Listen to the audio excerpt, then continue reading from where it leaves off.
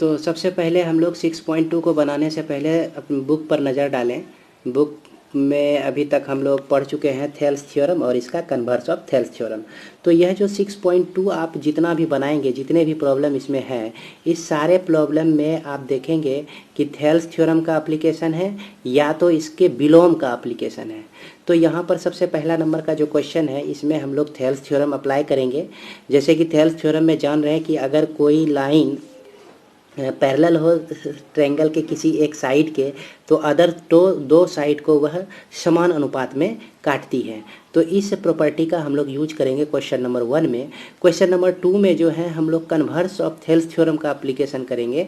तो इसमें क्या होता है, कन्वर्स में क्या होता है कि अगर दो साइड ट्रायंगल के दो साइड को कोई लाइन समान अनुपात में काटती है, तो वह तीसरे साइड के समानांतर होती है। तो इसमें हमको चेक करना होता है कि यह जो है थेल्स थ्योरम इसमें एप्लीकेबल है कि नहीं। क्वेश्चन नंबर 2 में ये चेक करना है। क्वेश्चन नंबर 3 में, 4 में और 5 में तो क्वेश्चन नंबर 3 और 4 में तो हम लोग थेल्स थ्योरम का एप्लीकेशन करेंगे, थेल्स थ्योरम को अप्लाई करेंगे। लेकिन क्वेश्चन नंबर 5 और 6 जिसका कि फिगर आप नीचे देख सकते हैं, इसमें दोनों का एप्लीकेशन होगा। थेल्स थ्योरम का भी डायरेक्ट एप्लीकेशन होगा और इसके कन्वर्स का भी एप्लीकेशन होगा। तो हम लोग प्रॉब्लम बनाएंगे तो इसको और बेहतर तरीके से समझेंगे। क्वेश्चन नंबर 7 में जो है आपका कहा गया है क्या कि किसी भी ट्रायंगल में एक साइड का मिड पॉइंट से होकर दूसरी साइड के पैरेलल एक रेखा जाती है, तो यह तीसरे साइड को भी मध्य बिंदु पर काटती है। यह क्वेश्चन नंबर में 7 में कहा गया है, जिसको हम लोग सॉल्व करेंगे। उसके बाद क्वेश्चन नंबर 8 भी उसी तरह का लगभग प्रॉब्लम है कि इसको आप क्वेश्चन नंबर 8 का जो थ्योरम है, इसको आप लोग क्लास 9 में भी पढ़े हुए हैं। और क्वेश्चन नंबर 9 और 10 जो है आपका ट्रेपेजियम से आधारित है, समलंब चतुर्भुज से आधारित है। और समलंब चतुर्भुज में जो रिजल्ट है उसे हमको दिखाना है। इसको हम लोग जब बनाएंगे तो ठीक तरह से और भी समझ लेंगे। और जो बच्चे इंग्लिश पर भी थोड़ा सा इंटरेस्ट रखते हैं, अपना इंटरेस्ट इंग्लिश में भी रखते हैं, तो इंग्लिश वर्जन में भी यह क्वेश्चन आपके पास अवेलेबल है कि पहले नंबर क्वेश्चन में थेल्स थ्योरम अप्लाई करेंगे, दूसरे नंबर में थेल्स थ्योरम का कन्वर्स एप्लीकेशन होगा। और इसमें कुछ कंडीशंस दिए गए हैं, सारे साइड्स का वैल्यू दिया गया है। इसके आधार पर आपको चेक करना होता है कि यह थेल्स थ्योरम इस पे एप्लीकेबल है कि नहीं। दूसरे नंबर क्वेश्चन में तीसरा और चौथा नंबर का जो क्वेश्चन आप देख रहे हैं, इसमें थेल्स थ्योरम अप्लाई करके इसको सॉल्व करेंगे। पाँचवा और छठा नंबर का प्रॉब्लम, जिसका पाँचवा का फिगर 6.20 है और छठा का फिगर जो है 6.21 है, इसमें हम दोनों तरह के रिजल्ट का अप्लाई करते हैं, पाँचवें और छठे में। इसमें थेल्स थ्योरम का भी एप्लीकेशन है और कन्वर्स ऑफ थेल्स थ्योरम का भी एप्लीकेशन है। क्वेश्चन नंबर 7वां में जैसा कि आप लोग देख पा रहे हैं कि इसमें जो है a line drawn through the midpoint of one side of a triangle parallel to the another side and bisect the third side. इसका फिगर जो है हम क्या करेंगे, बनाएंगे, तो वहाँ हम लोग को ठीक से समझ में आ जाएगा। उसके बाद क्वेश्चन नंबर 8 जो कि आपका क्लास 9 के पर ही आधारित है, जिसमें हम मिड पॉइंट थ्योरम पढ़े होंगे क्लास 9 में, उसी पर आधारित है यह कुछ क्वेश्चन नंबर 8। और क्वेश्चन नंबर 9 और 10 जो कि ट्रेपेजियम पर आधारित है। इस ट्रेपेजियम के बारे में हम लोग जान ही रहे हैं कि ट्रेपेजियम में one pair of opposite sides parallel होता है। तो चलिए हम लोग सॉल्व करते हैं इस सारे क्वेश्चन को। इस क्वेश्चन को ध्यान से देखें और समझने का। आइए हम लोग 6.2 को सॉल्व करते हैं। इसमें दो फिगर दिया गया है आपका, जिसमें से पहले फिगर में कहा गया है कि आपको EC का वैल्यू निकालना है और दूसरे फिगर में AD का वैल्यू निकालना है। तो हम लोग थेल्स थ्योरम से जानते हैं कि अगर किसी लाइन को किसी ट्रायंगल के एक साइड के पैरेलल ड्रॉ किया जाए तो अदर टू साइड्स को डिवाइड करता है सेम रेशियो में। तो इस आधार पर हम AD/DB को लिख सकते हैं इक्वल टू AE/EC, जैसा कि हमने लिखा यहाँ पर। अब इसका वैल्यू जो है हम रखते हैं यहाँ पर। AD का वैल्यू 1.5 है, 3 है DB का वैल्यू और AE का वैल्यू 1 है, EC का वैल्यू निकालना है। अब इसको क्रॉस मल्टीप्लाई आप करेंगे तो 1.5 into EC equal to 1 into 3 आता है। जब EC का वैल्यू निकालना है तो 1.3 राइट साइड में जाके डिवाइड हो जाता है। तो यह जब डिवाइड होता है तो यहाँ पर हम पॉइंट जब हटाते हैं तो यह 30 हो जाता है आपका। अब यह 15 टू जा 30, तो यह आपका 2 सेंटीमीटर निकल जाता है इसका वैल्यू। उसी तरह से थेल्स थ्योरम इसमें भी अप्लाई करेंगे हम, तो देखेंगे AD by DB equal to AE by EC हम लोग लिख सकते हैं इसको। तो इस तरह से AD by DB equal to AE by EC सारा वैल्यू रख दिए, क्रॉस मल्टीप्लाई करने से हम देख रहे हैं कि AD equal to 1.8 by 5.4 into यह 7.2 इधर मल्टीप्लाई हो जाएगा। पॉइंट आप इसको हटा दे सकते हैं। ये 18 3 जा 54 होता है। अब 3 से यह कट जाएगा, 3 2 जा 6 पॉइंट, और यह आपका 3 4 जा 12। तो इस तरह से हम देख रहे हैं कि 2.4 इसका वैल्यू आता है, 2.4 सेंटीमीटर इसका वैल्यू हो जाता है। क्वेश्चन नंबर 2 में यह कह रहा है कि PQR एक ट्रायंगल है, इस ट्रायंगल में EF इस तरह से ड्रॉ किया गया है, और इसी ट्रायंगल से रिलेटेड 3 प्रॉब्लम आपको दिए गए हैं। ये पहला नंबर जिसमें PE का वैल्यू 3.9, EQ का वैल्यू 3, और इस तरह से ये दूसरा नंबर, और उसके बाद यह आपका तीसरा नंबर। इस तरह से सारी जानकारी दी गई है। तो इसमें क्या है कि सारा वैल्यू दिया गया है आपको। ये साइड PE भी दिया गया है, इसको भी दिया गया है, ये भी आपको दिया गया है, और यह भी आपको दिया गया है। तो इसमें से आपको देखना है कि ये जो लाइन है EQ, यह QR के पैरेलल है कि नहीं। तो इसके पैरेलल के लिए हम लोग कन्वर्स ऑफ थेल्स थ्योरम पढ़ चुके हैं। यदि इस धर का रेशियो और ये रेशियो सेम हो जाए, तो इस कंडीशन में यह जो लाइन है EF जो पैरेलल हो जाएगा QR के। तो सारा वैल्यू हम लोग निकाल के देखते हैं। पहले निकालते हैं PE बाई EQ। तो PE बाई EQ निकालें तो 3.9/3, जो कि कटने के बाद 1.3 देता है। इसके बाद PF बाय FR निकालते हैं, PF बाय FR निकालते हैं, और इसको जब हम इस तरह से पॉइंट को हटा सकते हैं, और यह हो गया आपका 19, और ये 2 से कटा तो 12, तो 19 बाय यह 12 आता है। तो निश्चित रूप से आप देख पा रहे हैं कि ये दोनों जो वैल्यू हैं इक्वल नहीं है। जब यह इक्वल नहीं है तो हम क्या लिख सकते हैं, therefore EF not parallel to, तो इसको ऐसे लिखें, नॉट पैरेलल टू QR, क्योंकि थेल्स थ्योरम का कन्वर्स तभी लागू होगा जबकि हमारा इस साइड का रेशियो और ये साइड जो F से डिवाइडेड होता है दोनों का रेशियो सेम हो। तो हम क्या कहेंगे, यह जो है पैरेलल नहीं है। अब दूसरे कंडीशन में PE का वैल्यू, EQ का वैल्यू, PF का वैल्यू और RF का वैल्यू आप देख रहे हैं। PE बाय QE निकालते हैं, जैसा कि फिगर में है आपका PE बाय EQ या QE, PF बाय FR या RF जैसे लिखें, कोई फर्क नहीं पड़ता है इस पे। तो चूंकि इसमें यहाँ QE कह के दिया गया है, तो PE बाय QE आप 4/4.5 लिखते हैं, देख रहे हैं। तो अगर इसको हम यहाँ पर 0 डाल दें तो ये पॉइंट आपका कैंसिल हो जाता है। उसके बाद इसको हम जो है 5 से कटाते हैं, 5 से कटाते हैं तो ये 8 टाइम्स में, ये 9 टाइम्स में, इस तरह से देख रहे हैं 8/9 आता है। उसके बाद PF बाय RF भी 8/9 ही है। तो इसका मतलब क्या हो गया कि PE by EQ equal to PF by RF, यानी कि ये दोनों इक्वल हैं। तो therefore by converse of Thales theorem के विलोम से, इसको हम लोग क्या कह सकते हैं, विलोम से यह जो लाइन है आपका EF पैरेलल हो जाएगा किसके, QR के पैरेलल हो जाएगा। इस तरह से हम इसको प्रूव्ड कर सकते हैं। इसके बाद तीसरा नंबर का क्वेश्चन में आप देख रहे हैं कि PQ का वैल्यू, PR का वैल्यू। तो यहाँ पर PQ वैल्यू दिया गया है, देखिए फिगर में PQ टोटल वैल्यू दिया गया है, और PE तब इसके अपर हाफ वैल्यू दिया गया है, अपर वैल्यू दिया गया है। PR हमको PR दिया गया है 2.56, PE दिया गया है और PF दिया गया है। अब इस सारे वैल्यू को जब हम इस तरह से रखते हैं, चूंकि हम इसका कर्लरी में भी पढ़ चुके हैं कि इसे इस तरह से भी लिख सकते हैं PQ बाय PE और P R by P F, इस तरह से भी लिख सकते हैं थेल्स थ्योरम को। तो उसी तरह से हमने यहाँ पे लिखा है P Q by P, P R by P F. तो इस सारे का वैल्यू ये दिया गया है। अब इस वैल्यू को हम लोग सॉल्व करते हैं। तो यहाँ पॉइंट को हटा दिए, और ये पॉइंट को हटाने से ये नंबर जो है 2 से कटता है 18 टाइम्स में, और यह जो नंबर है 2 से कटता है 128 टाइम्स में। तो हम देख रहे हैं कि यह 128 बाय 18 है, इक्वल टू 128 बाय 18 हो जाता है।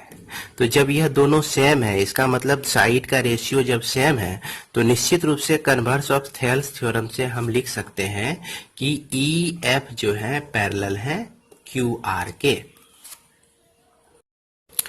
क्वेश्चन नंबर 3 में हम देखेंगे क्या कि इसमें एक इस तरह का कंस्ट्रक्शन दिया गया है और कहता है कि एल एम जो है पैरेलल टू सी बी है और L N parallel to C D है। तो आपको प्रूव करना है कि A M by A B, A N by A D, यानी कि ए डी। तो जो दिया गया है उसको हम लिख लेते हैं। चूंकि एल एम और सी बी एक दूसरे के पैरेलल हैं, तब किस ट्रेंगल में? ए बी सी ट्रेंगल में। ए बी सी ट्रेंगल को आप देखिए, ये लाइन इसके पैरेलल है। तो ट्रेंगल में अगर जो दो लाइन इस तरह से इंटरसेक्टिंग लाइन पैरेलल हो थर्ड साइड की, तो हम थेल्स थ्योरम उसमें लगा सकते हैं। जब थेल्स थ्योरम लगाते हैं तो उसको हम ए एल बाय ए सी, तो ए एल बाय ए सी भी लिख सकते हैं, इस तरह से भी लिख सकते हैं। थेल्स थ्योरम में ही आप लोगों को बताया गया। और A M by A C, A B लिख सकते हैं, हम लोग ए बी लिख सकते हैं। इसी तरह से इधर में भी ट्रेंगल में थेल्स थ्योरम का कंडीशन आ रहा है, क्योंकि एक लाइन जो है दूसरे लाइन के पैरेलल है ट्रेंगल में। तो इसमें भी हम लगा सकते हैं A L by A C equal to A N by A D. यह दूसरा इक्वेशन हो गया। दोनों इक्वेशन से हम क्या देख रहे हैं कि दोनों का लेफ्ट साइड इक्वल है, इसलिए A M by A B right side हमारा ये हो गया equal to A N by A D हम लिख सकते हैं समीकरण 1 और 2 से। यही हमको प्रूव्ड करना था। उसके बाद क्वेश्चन नंबर 4 को देखते हैं। इसमें देख रहे हैं कि फिगर इस तरह से दिया गया है, और इस फिगर में क्या कहा गया कि यह जो डी एफ है पैरेलल टू ए ई है, और यह जो आपका ई डी है पैरेलल टू सी ए है।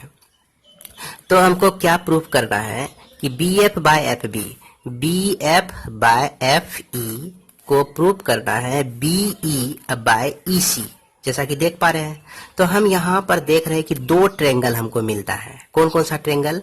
एक ट्रेंगल मिलता है ए बी ई, जिसको हमने लिखा है यहाँ पर ए बी ई, और इस पे देख रहे हैं कि D F parallel to A E है। तो ट्रेंगल में इस तरह का कंडीशन अगर मिल जाए तो उसमें थेल्स थ्योरम लगा सकते हैं हम।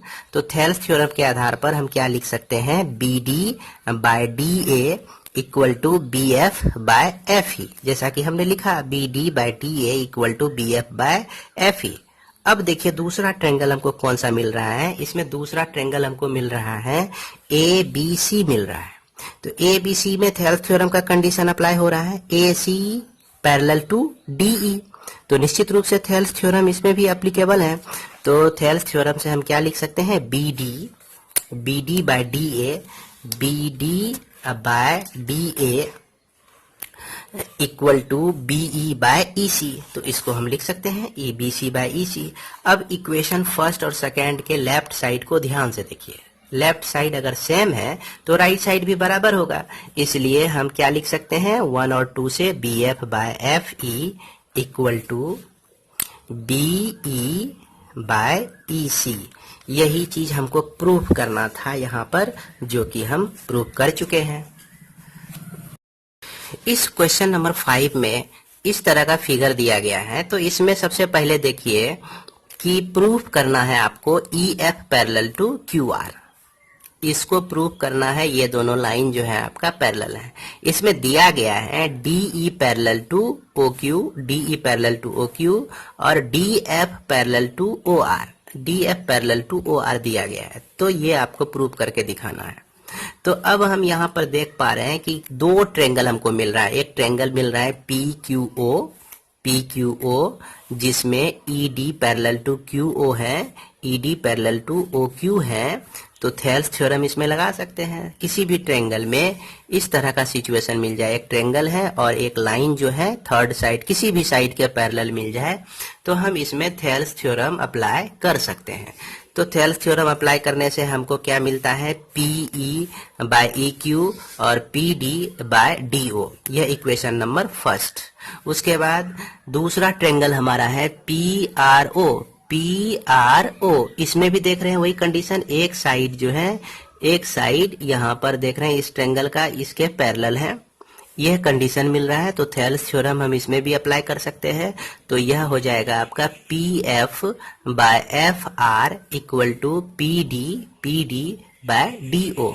तो इक्वेशन फर्स्ट और सेकेंड में देख सकते हैं कि राइट साइड दोनों का इक्वल है। जब राइट साइड दोनों का इक्वल है तो लेफ्ट साइड भी इक्वल होगा। तो हम क्या लिख सकते हैं, PE by EQ equal to PF by FR लिख सकते हैं। अब इसको जो है इस फिगर से मिला के देखते हैं। यहां देख रहे हैं क्या, PE बाय EQ, अब PF बाय FR इस तरह से देख रहे हैं। तो निश्चित रूप से यह क्या हो गया आपका, bye converse of Thales theorem. Thales theorem का कन्वर्स हो गया। तो इस थेल्स थ्योरम के कन्वर्स से हम क्या लिख सकते हैं कि EF जो है पैरेलल हो जाएगा QR के। यही हो गया आपका प्रूफ्ड। क्वेश्चन नंबर 5 में क्या क्या दिया गया है, AB पैरेलल टू PQ। देख रहे हैं यह AB जो है पैरेलल टू PQ दिया गया है और AC पैरेलल टू PR, यह AC जो है पैरेलल टू PR। तो प्रूफ हमको करना है BC पैरेलल टू QR, इसको प्रूफ करना है। तो इसमें हम क्या करते हैं, ट्रायंगल देखिए, जो ऐसा ट्रायंगल इसमें ढूंढना है जो कि थेल्स थ्योरम को, जिसमें थेल्स थ्योरम लागू होता है। तो यहाँ पर हम एक ट्रायंगल देख रहे हैं OPQ और इसमें AB पैरेलल टू PQ दिया गया है आपका, यह तो गिवन में है। तो निश्चित रूप से इसमें थेल्स थ्योरम लग जाएगा। थेल्स थ्योरम जैसे लगाते हैं तो आप इसको लिख सकते हैं OA by AP equal to OB by BQ। यह इक्वेशन 1 हो गया। इसके बाद अब दूसरा ट्रायंगल हम देख रहे हैं OPR। देखिए OP और यह R, इसमें देख रहे हैं कि इस ट्रायंगल में ये लाइन इसके पैरेलल है, यह आपको दिया गया है। तो निश्चित रूप से इसमें भी थेल्स थ्योरम अब लागू होता है। थेल्स थ्योरम के आधार पर हम क्या लिख सकते हैं, OA by AP equal to OC by CR। Figure को देखें, OA by AP equal to OC by AR। अब इस दोनों इक्वेशन को हम ध्यान से देखेंगे कि इस दोनों इक्वेशन का लेफ्ट साइड अगर इक्वल है तो निश्चित रूप से राइट साइड भी आपका इक्वल ही होगा। तो इसके आधार पर हम लिख सकते हैं OB by BQ equal to OC by CR। इसको यहाँ, इसको यहाँ।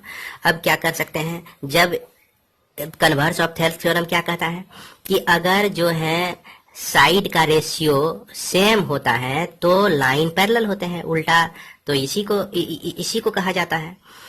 तो कन्वर्स ऑफ थेल्स थ्योरम से हम BC पैरेलल टू QR लिख सकते हैं। यही हो गया आपका प्रूव्ड। उसके बाद हम लोग देखते हैं क्वेश्चन नंबर 7। क्वेश्चन नंबर 7 में ABC एक ट्रायंगल है, DE एक लाइन दिया गया है और यह कहता है कि अगर D मिड पॉइंट हो तो, और D मिड पॉइंट है और DE जो है पैरेलल टू BC है, तो प्रूव करना है कि E भी मिड पॉइंट होगा। देखिए फिर से समझिए, D मिड पॉइंट दिया गया है, DE पैरेलल टू BC दिया गया है और प्रूफ आपको करना है कि E भी जो है मिड पॉइंट AC का मिड पॉइंट होगा।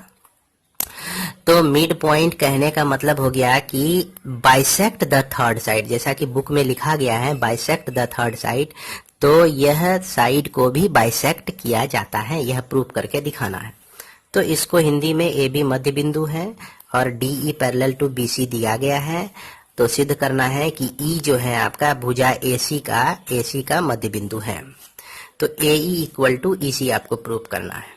तो जैसा कि हम देख रहे हैं कि D जो है मिड पॉइंट है आपका, तो मिड पॉइंट ऑफ AB है, तो निश्चित रूप से यहाँ हम लिख सकते हैं कि AD by equal to DB लिख सकते हैं, क्योंकि यह मिड पॉइंट है। मिड पॉइंट क्या करता है, किसी लाइन को बराबर भागों में बांटता है, तो निश्चित रूप से AD और DB दोनों बराबर होंगे जैसा कि हमने लिखा। अब DB को हम लेफ्ट साइड लेते आएंगे तो ये डिवाइड हो जाएगा, डिवाइड होने के बाद राइट साइड में सिर्फ 1 बच जाएगा आपका।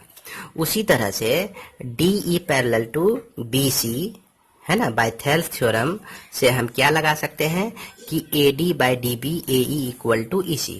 थेल्स थ्योरम भी तो इसमें लागू होता है, क्योंकि थेल्स थ्योरम में मिनिमम कंडीशन क्या होता है कि एक लाइन सेगमेंट जो है किसी भी ट्रायंगल के एक साइड के पैरेलल आ जाए तो हम उसमें थेल्स थ्योरम लगा सकते हैं। अगर जो थेल्स थ्योरम आप लगाते हैं इसमें तो AD बाय DB, यह AD by DB equal to AE by EC लिख सकते हैं।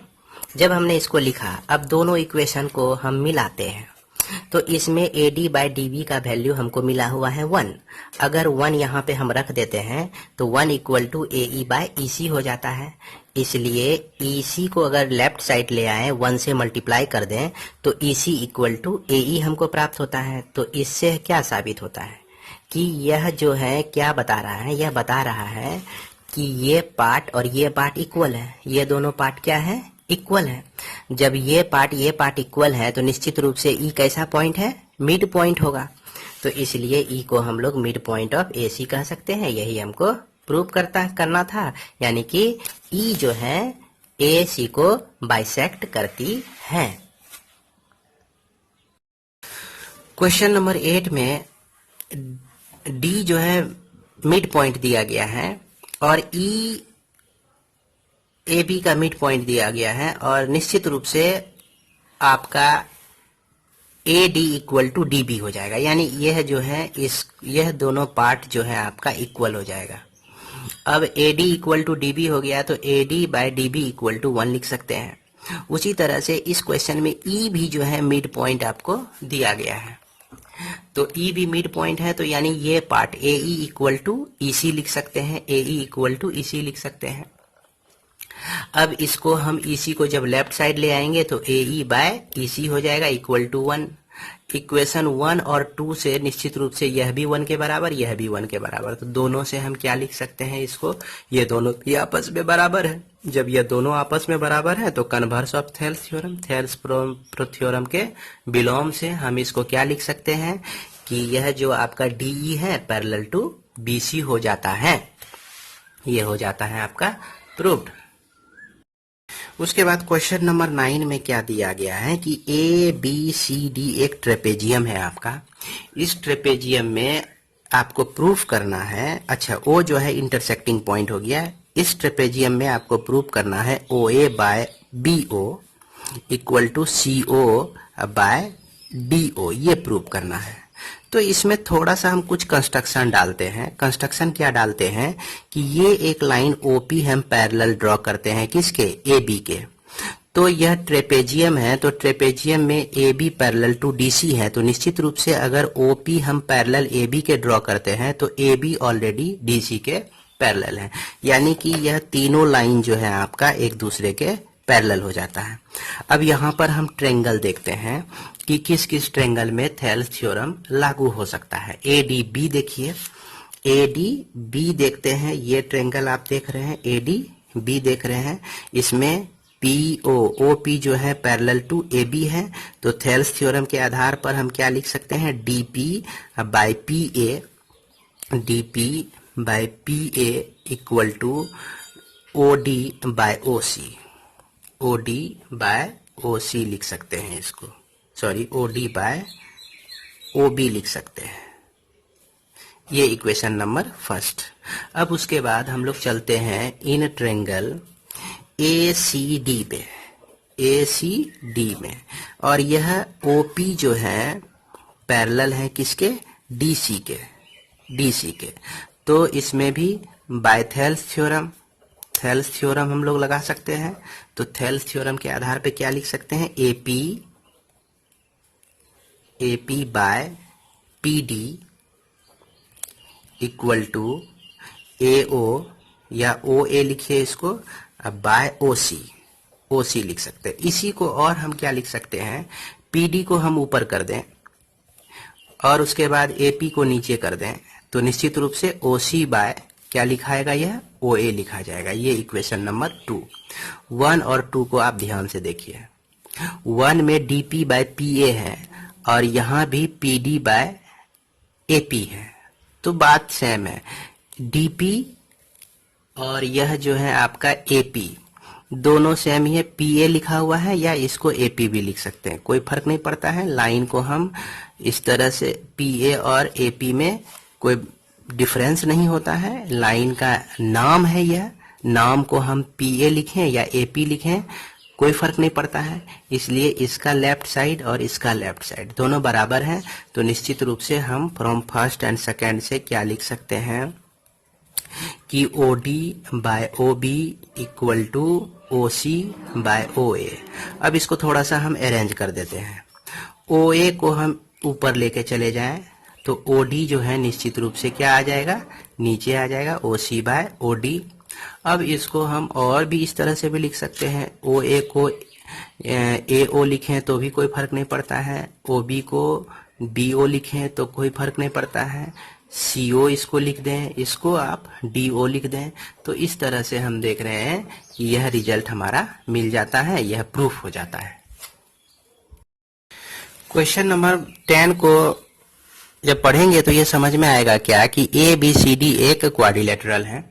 इसमें जो डायगोनल्स हैं O पर इंटरसेक्ट करती हैं, काटती हैं एक दूसरे को, और इसमें यह आपको दिया गया है AO by BO equal to CO by DO, यह आपको दिया गया है। तो यहाँ आपको प्रूव करना है कि ABCD एक समान ट्रेपेजियम है। तो इस ट्रेपेजियम को प्रूव कर सकते हैं तभी हम ट्रेपेजियम के डेफिनेशन से हम जानते हैं कि ट्रेपेजियम का one pair of opposite side parallel होता है, एक जोड़ा अपोजिट साइड जो है पैरेलल होता है। अगर AB को हम DC के पैरेलल दिखा दें तो यह क्या हो जाएगा, ट्रेपेजियम हो जाएगा। तो उसी टारगेट को हम लेके चल रहे हैं, AB को पैरेलल दिखाना है आपको DC के। तो कंस्ट्रक्शन या रचना में हम क्या करते हैं कि एक लाइन ड्रॉ करते हैं EO जो कि DC के पैरेलल है। तो यह DC के पैरेलल है और AB के पैरेलल नहीं है, सिर्फ हम इसको माने हुए हैं कि यह DC के पैरेलल है। जब ये लाइन DC के पैरेलल है तो इस ट्रायंगल में हम थेल्स थ्योरम को अप्लाई कर सकते हैं। तो क्या लिखेंगे इसको, AO by OC equal to AE by ED, इसको लिख सकते हैं बाय थेल्स थ्योरम से। अब इसके बाद देखिए, चूंकि हमको ये रिजल्ट दिया गया है AO OA by OC equal to BO by OD, यह आपको दिया गया है। इसको आप इस तरह से लिखें या इसको इस तरह से लिखें तो कोई फर्क नहीं पड़ता है। अब जब यहाँ पर हम देख रहे हैं कि इसका लेफ्ट साइड और इसका लेफ्ट साइड जब दोनों इक्वल हैं तो राइट साइड भी आपस में इक्वल होंगे। तो इसलिए हम इसको क्या लिख सकते हैं, BO by OD equal to AE by ED लिख सकते हैं। अब इसको थोड़ा सा और हम अरेंज करके लिखते हैं। इसका रिवर्स रेसिप्रोकल, OD को हम ऊपर कर लिए और OB को नीचे कर दिए। उसके बाद ED आपका या DE ऊपर चला गया और AE या EA नीचे चला गया। किस ट्रायंगल के लिए यह हो जाता है रिलेशन, अब यहाँ पर हम देखते हैं कि यह जो हो जाता है DAB के लिए हो जाता है। अगर हम ट्रायंगल DAB को देखें, DAB को देखें तो इसमें हमको क्या मिलता है कि OD by OB equal to DE by EA हमको प्राप्त होता है। तो निश्चित रूप से यह जो है कन्वर्स ऑफ थेल्स थ्योरम को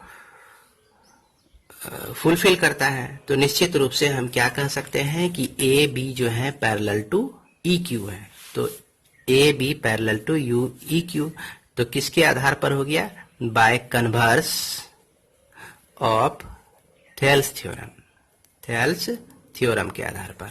और EQ जो है ऑलरेडी हम DC के पैरेलल माने हुए हैं, तो निश्चित रूप से EQ को DC के पैरेलल हम लिख सकते हैं। तो अब इस रिजल्ट से हमको क्या समझ में आता है, जब AB EQ के पैरेलल है और EQ DC के पैरेलल है तो निश्चित रूप से AB और DC भी जो है पैरेलल हो जाएंगे, AB और DC भी पैरेलल हो जाएंगे। जब अपोजिट साइड हमारा पैरेलल मिल गया तो निश्चित रूप से ABCD क्या हो जाएगा, ट्रेपेजियम हो जाएगा। तो ये आपका होता है एंड ऑफ एक्सरसाइज 6.2